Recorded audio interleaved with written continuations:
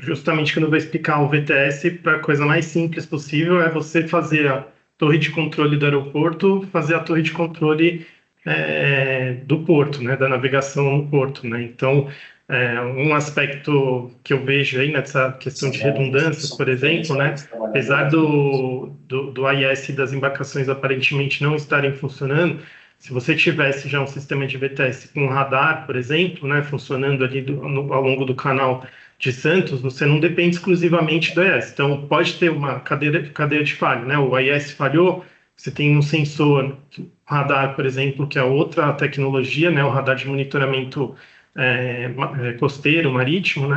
Que conseguiria ver essas embarcações que estavam com uma rota de colisão. Isso gera alarmes para os operadores do VTS, falando que aquela situação é uma situação de risco, e ele consegue, por meio da comunicação, falar com todo mundo, já avisar previamente quem está dentro do navio, quem está dentro das barcaças, ou nem autorizar a barcaça, ter um procedimento que a barcaça, para ela sair, ela tem que pedir autorização do centro de VTS para ver se isso se está no conforme, né, ver como que está o fluxo de embarcação. À noite, né, e muitas vezes você não vê, né, exatamente, é uma curva, né, você não vê como que, você não consegue prever, né, qual que é o comportamento ali do tráfego no porto, né. Então, justamente essa ferramenta de VTS, ela vem nesse sentido, né, de monitorar não só o AIS, né, mas ter essas outras redundâncias de radares, câmeras, né, equipamentos metassonográficos, você conseguir ter o VHF, né, falar com as embarcações, né, por meio de rádio.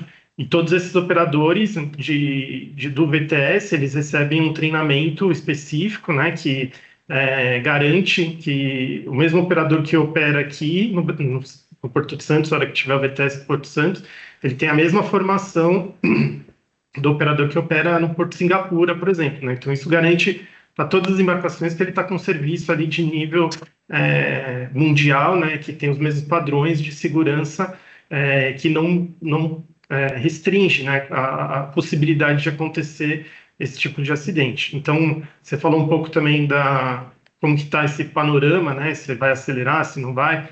Hoje no Brasil a gente só tem 2 portos com VTS, o Porto do Açu e o Porto de Vitória, VPorts. E a gente está fazendo a implantação do VTS de Rio Grande, né, que vai ser o primeiro com tecnologia nacional aqui no Brasil. Mas a gente vê um movimento, sim, dos portos.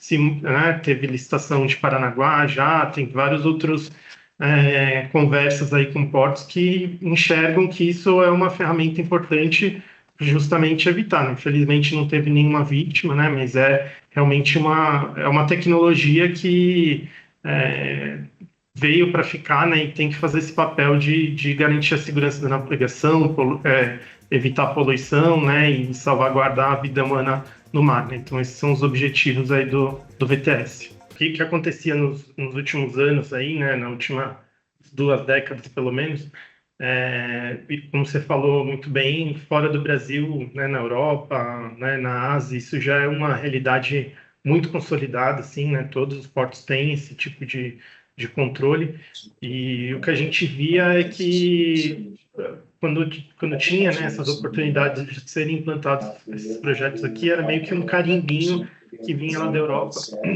com as necessidades que tem lá da Europa para vir aqui para o Brasil, né? Tanto em termos de equipamento, de custo, de software, né? De você o software fechado, né? Que você não tem certas flexibilidades, né? E eu acho que agora, né, por esse movimento que vem acontecendo no ano passado, esse ano a gente espera também que continue, são outros modelos que têm acontecido, né, para fazer essas licitações com muito mais customizações para o porto. Eu sempre costumo falar que quem sabe operar o porto é o porto, né? Não adianta eu que sou engenheiro aqui, que, né, tem um time de desenvolvimento de software, falar para o porto como que ele vai ter que operar o porto dele, né? Agora, a gente fornecer uma ferramenta que ajude ele a ver esses pontos, porque realmente, né, se você colocar lá esse caso lá da balsa agora, tinha um radar, tinha câmera, tudo funcionando bonitinho, pegou, viu o que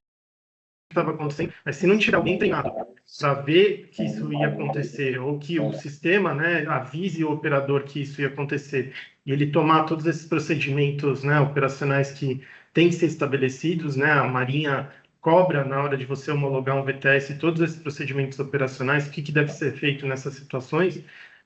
Então, tem um trabalho árduo aí para ser feito nesse sentido, né, em todos os portos que queiram fazer essa implementação. Mas eu acho que eu vejo, né, assim, conversando com os portos, né, conversando com pessoas do setor, que existe sim uma movimentação, inclusive agora com esse acidente de Santos, já como que está a licitação, quando que vai ser a próxima, qual porto vai entrar quando, então a gente vê que tem um movimento acontecendo nesse sentido, né, e realmente, né, você vê Porto de Rio Grande, a gente esse ano deve entrar com a homologação junto com a Marinha para o VTS de lá. A infraestrutura já está praticamente pronta e a gente vai começar agora essa parte de homologação junto com a Marinha.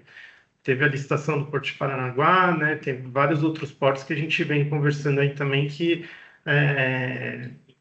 tem esse desejo, né? Já tem, né, uma especificação, já pediram preço de referência para fazer a licitação, né? Então a gente acredita que realmente está sendo uma mudança de paradigma agora de jogo para isso virar uma realidade no Brasil.